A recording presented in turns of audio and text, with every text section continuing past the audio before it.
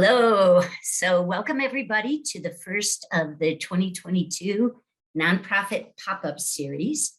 And today's presentation is on needs assessment, asset mapping, and issue identification. These are all ways to do background research for community development or for nonprofits who are developing their nonprofit strategy, mapping and issue identification. Well, as many of you know, over the last, let's say 3-4 years, I've done a deep dive into nonprofit capacity building, first with a study done with Andy Davey of the Madison Community Foundation to look at the needs of nonprofits, and then with developing a training program called the Nonprofit Peer Learning Program. And through that, a couple of questions kept coming to mind. There's a huge proliferation of nonprofits in Dane County, many doing similar things, but others doing very unique niche things. And the questions that came to my mind through the last couple of years are up here. Are leaders of new nonprofit organizations doing preliminary research that will inform their activities? Are the needs being defined based on personal experience or personal experience plus community experience? Are organizations aware of each other? Are organizations addressing the symptoms of problems, or are they getting to root causes? And are we missing opportunities for nested work and collaboration? And the last question is related to the first, that without doing the research, without finding out what's going on, how will organizations know whether there's collaborators out there, whether there's others out there who might be partners in their enterprises? So these are the questions that led me toward focusing on what are the methods for doing preliminary research in a community or for an organization that's trying to start a new initiative or a program. So my objectives are to make the case for nonprofits to do preliminary research before they develop an organization, an initiative, or a project.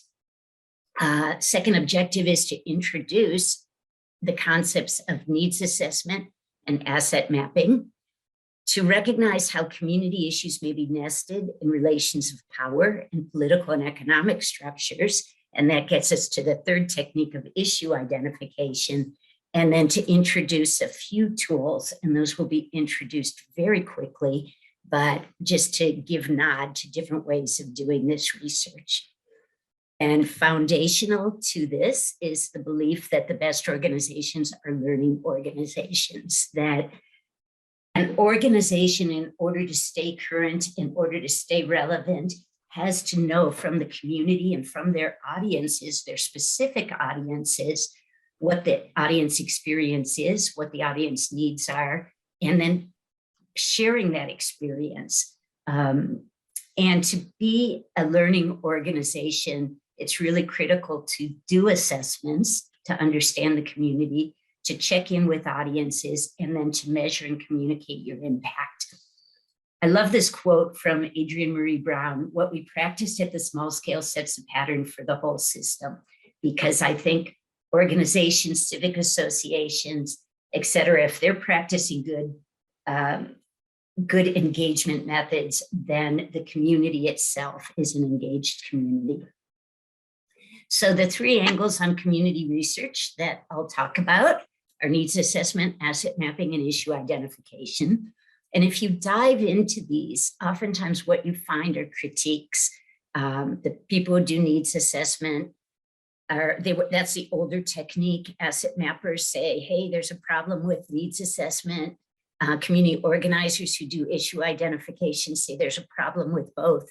But rather than focus on the critique, what I want to do is make a case that they can be used in combination with each other, and that at various points in time, there's need for each of them or for overlapping.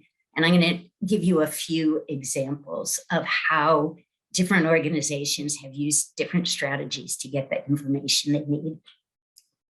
So we'll start with an underlying foundation of doing this kind of research is community-based participatory research. So I use the term research lightly. I'm not talking about hiring a university professor to come into your community or your organization to do an assessment. I'm talking about engaging community people, community residents, or audiences of your organization to be part of a research component. Community-based research enlists those who are most affected by a community issue, and that's typically in collaboration or partnership with others who will bring a research skill, but it enlists community residents to conduct the research on an issue and to analyze the issue with the goal of devising strategies to resolve it. The cool thing about it is while you're engaging the community in research, they're building social networks, the partnerships are formed, skills are built, individuals become really skillful at doing what they're doing. I'm going to give an example later on of some work I did with Cross Plains on a market analysis team that came from the Chamber of Commerce. And we engaged in the project for over a year. And after that year, three of the key people in the committee had raised their skills so much that they went out and got new jobs, which was super disappointing to me, but they had felt they had really expanded their skill set through that work that we did. So what are needs assessment? Needs are the gap between what is and what should be, and they can be felt by an individual or group or an entire community. So a needs assessment is understanding the needs and figuring out how the community feels these and what they want to do about them. And when you do a needs assessment, there's a lot of benefits to it. You gain a deep understanding of the community on that particular issue. You're able to identify problems, issues, or gaps in services. The community can make decisions about priorities for their program design or improvement, and it involves community members from the beginning of the process.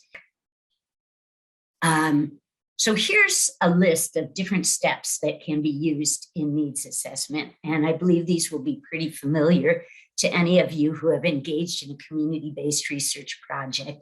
First is to make sure that you have a team that represents the stakeholders in your group or in your community and mirrors the diversity that you serve.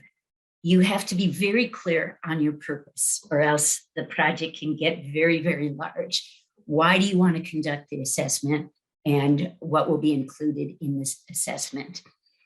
Find out what data is already available.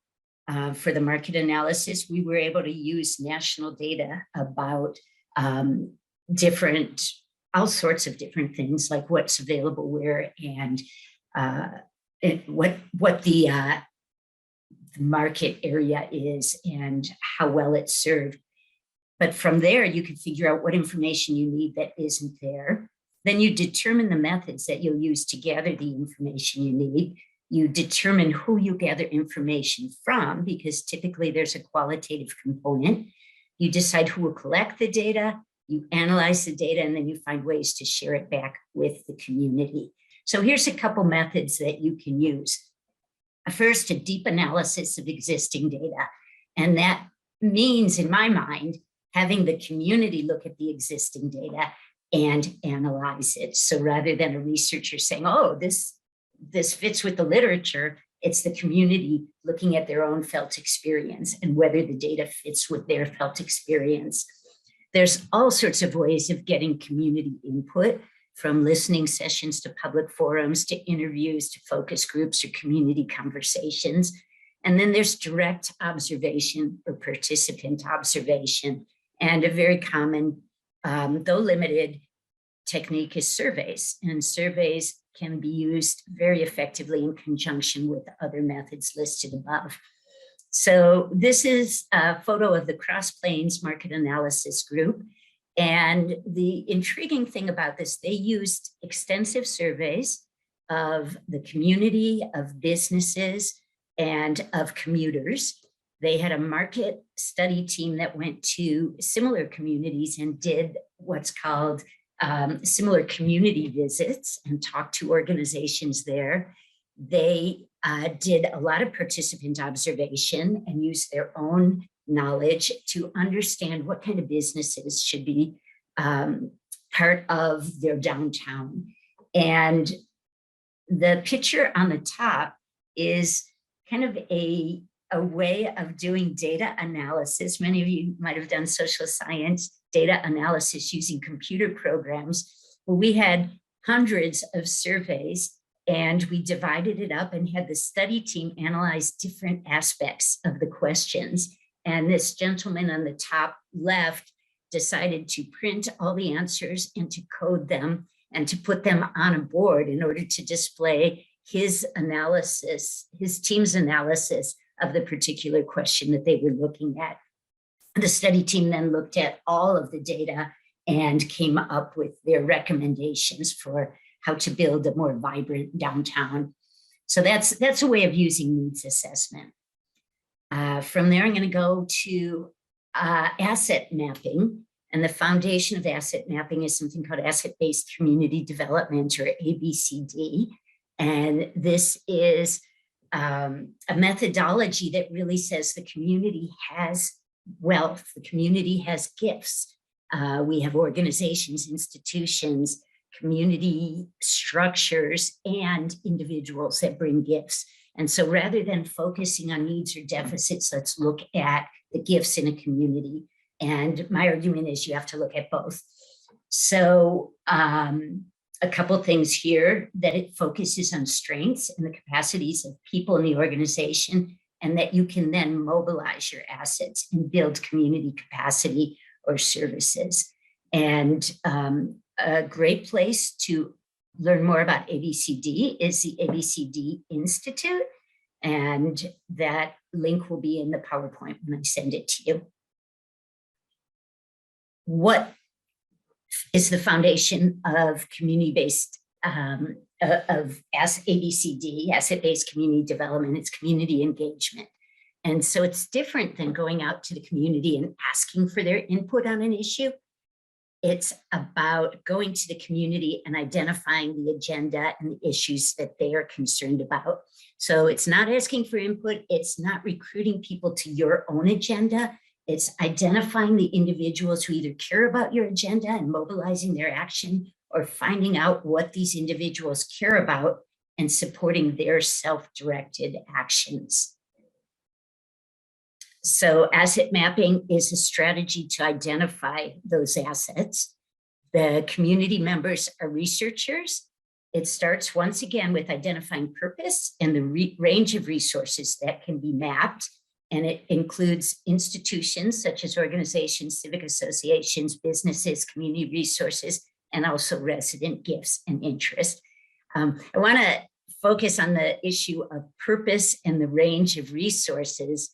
Depending on the question you're asking, that will determine the scope of your asset mapping project. So I was thinking of the example of community health. Community health can include so much that doing an asset mapping on community health might include built environment, recreational opportunities, health facilities, doulas. It could include a wide range of things. And so as a group that's working on a topic that big would have to narrow their scope. But you could also have a very limited scope, such as bikes. And your asset map would look very different for a bicycling organization. So here's a couple different ways to gather information. Crowdsourcing, I'm going to talk about in the next slide. Photo documentation is sending out a crew of individuals to take photos of their community or of the particular issue that you're looking at. So maybe you're looking at community waste and you want to find out, how do we deal with waste? You could send out community members with cameras and find out what they see. Transit mapping, I haven't seen it used that much in the US. It's used in international development a lot, but it's sending out teams to walk a transect of the community and to map out what they see, be it resources or be it concerns. So the community building approach of asset mapping, this is something that I'm borrowing from a man named Dan Duncan with an organization called Community Tech Knowledge. And he has been involved with the ABCD Institute for a long time. So these are not my steps. These are his steps. And what he proposes is that you start with the resident leadership team, as in the needs assessment. You select your geographic area, and then you have that team draw the first asset map. And the first asset map may look something like this, where you're identifying institutions and facilities. So you've got parks and schools and stores and churches in this asset map, but not individuals. And then you go to the next step, which is the key of looking at what do individuals contribute. And so you identify the individual gifts and passions by doing one-on-one interviews, by that relational networking. And it's very important that you don't send people out anonymously to just randomly select people to talk to, that these relational interviews work way better if you're interviewing somebody who you know. So I might come to one of you and sit down with you for a one-on-one and say, what is it that you're identifying in the community as a key resource that we can use to build community health? What are resources that you and your family use? Where are they? Who do you know? That kind of thing, so that you're doing the snowball. So the recommendation is you start with your leadership team, and have members interview each other. Then each member of the leadership team goes out and interviews a select number of people they already know. And then those people are asked to interview a select number of other people, and on it goes until you've built a second asset map. And so that second asset map looks a little more detailed, where you start finding people with similar concerns or similar passions, and you can connect those people. And that then is the next step with this type of process, where you connect people who have similar interests, similar passions, are willing to work on an issue. So it's moving then toward community development, community organizing approaches. And that's where we get to the third approach that I want to highlight. And this is a community organizing approach with issues focus. So the next section about having an issues focus, most of this information comes from my colleague, Randy Stoker, who is a professor at the university and also an extension educator. I see some people know him. And his philosophical foundation comes from organizing, from community organizing, and particularly from some of the like older school industrial areas foundation organizing, or Highlander Center, of really about power and thinking about power. And so this section, I am not a community organizer. And so I am just sharing what Randy has said about using an issue focus.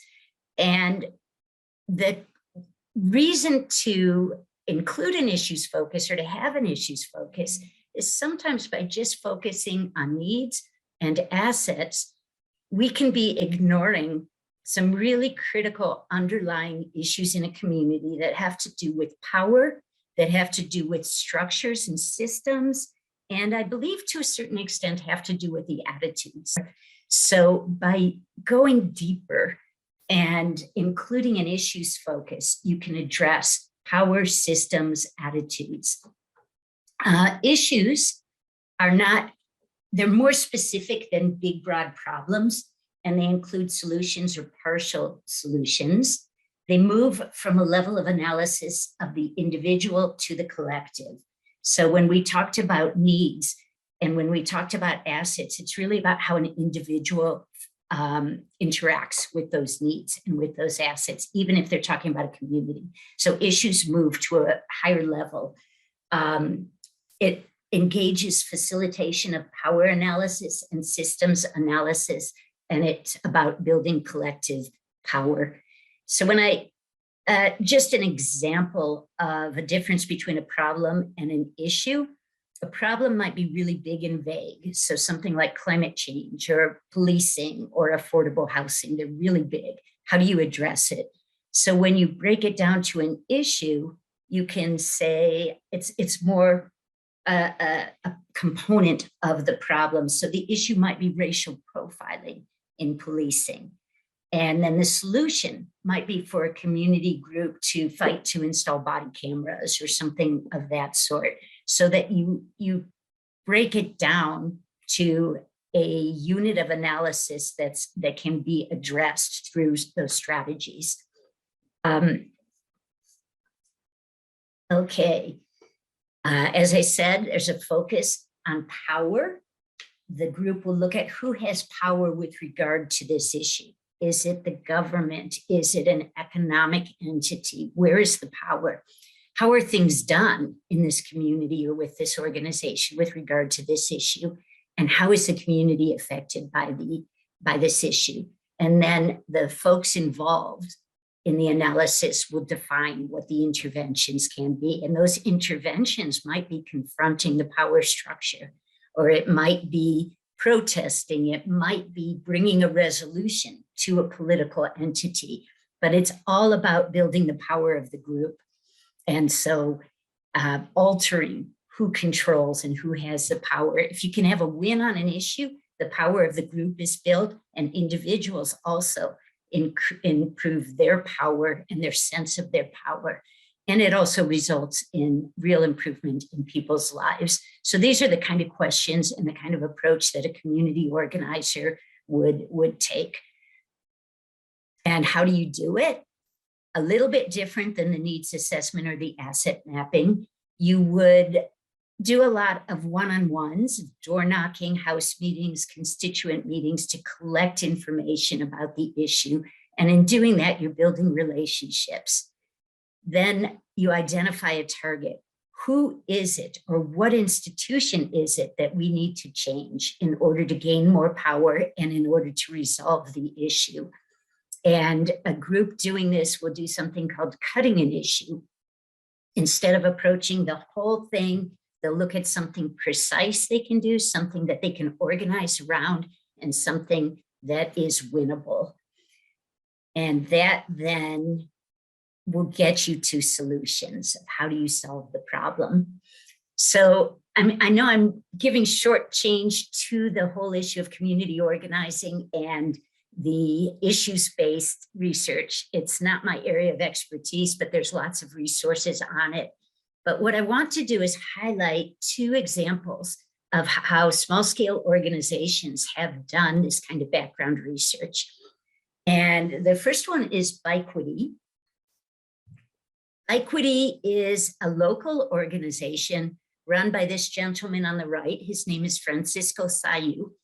And Francisco is a bike rider. He's an athlete, but he got into this organization, or he made this organization, he founded it when his son had been out riding a bike, and his son is a youth of color, and the police pulled him over and asked for his permit. Now, this was a couple years ago when bikes were you were supposed to get a bike permit. This is no longer policy in the city of Madison. But of course, his son was really distraught by this whole interaction. He didn't have a permit. He was riding a good bike because his dad happens to be an avid bike rider and got him a good bike. Well, Francisco got really fed up with this and started acting. He went out and started talking to neighbors, to other people he saw riding. He was asking, has anything like this happened to you? And what is it like to ride your bike as a person of color in the city of Madison? And then he went out and bought permits for everybody so that nobody would have that experience that his son had. And then he said, let's build it up. The way to resolve this issue is to get more people of color riding bikes. So he created bike clubs for kids of color. He taught them how to ride. He did asset mapping of finding out what are the bike organizations in this community? What are they doing? In doing that, he found out that most of the bike organizations are concerned with two things. They're concerned with infrastructure development. How do you create a network of bike paths so that more people can ride? And they're concerned with giving free bikes to kids. And so it's pretty easy for a kid to get a bike. but how do you get a kid to know how to ride safely, to feel comfortable on the bike paths, and to get out there? And how do you get more people of color out there? So that's what Francisco is doing. And he used that background research really based in those one-on-ones and in continuing to collect information and to build relationships. The second group that I'll highlight is a group that calls itself SMAC, or the Southwest Madison Action Coalition.